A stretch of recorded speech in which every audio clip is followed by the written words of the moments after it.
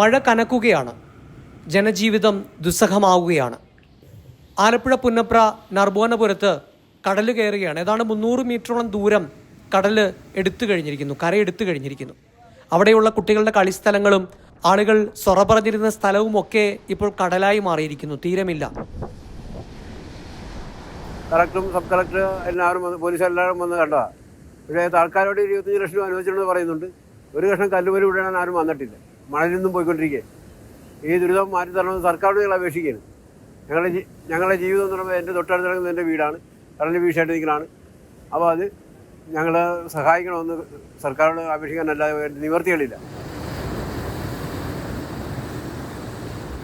പ്രകൃതി ദുരന്തം നമ്മുടെ കയ്യിലല്ല, സർക്കാരിൻ്റെ കയ്യിലല്ല, ഭരണാധികാരിയുടെ കയ്യിലല്ല എന്ന് പറയുമ്പോഴും എങ്ങനെയാണ് ഇതിനെയൊക്കെ തടയിടാൻ കഴിയുക? എങ്ങനെയാണ് ഇതിനെയൊക്കെ തടയാൻ കഴിയുക?